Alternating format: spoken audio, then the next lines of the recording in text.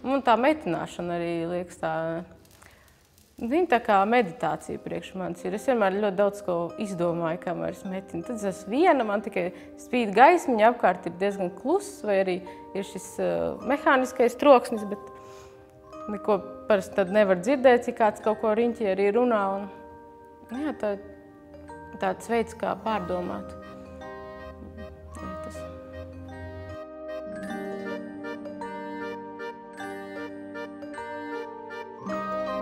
Maģistrantūras pirmais kurs, varētu teikt, ir grūts, ir sākums, jo it kā kaut kas nozīmīgs ir pabeigts un kaut kas ir jāuzsāk, bet tas brīdis pa vidu ir bijis tāds īss.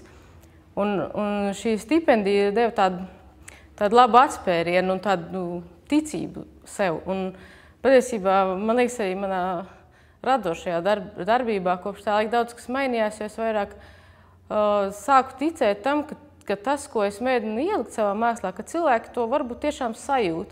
Jo iepriekš man nebija tāda pārliecība, man likās, varbūt es tikai sev to taisu visu, un varbūt neviens neredz. Tad es pavadīju šo vairāk kā nedēļu Vācijā, un katru dienu gāju uz muzejiem, skatījos tādas skulptūras uz ielām. Man bija iepriekš sagatavots vesels saraksts, ko es gribu redzēt.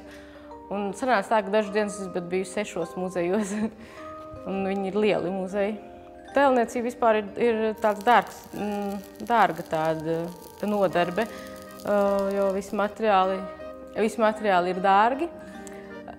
Un vismaz man viņas vienmēr gribās daudz, jo man kaut kā ir vieglāk izpausties, darbi ir lielāki par mani. Jā, man pašai kaut kā nekad nav licies, ka es būtu trausla meitene. Jā, es apzinos, ka es esmu īsāka par citiem, bet man kaut kā vienmēr liekas, ka es aizņemu daudz vietas. Nezinu, kāpēc. Jā, kaut kā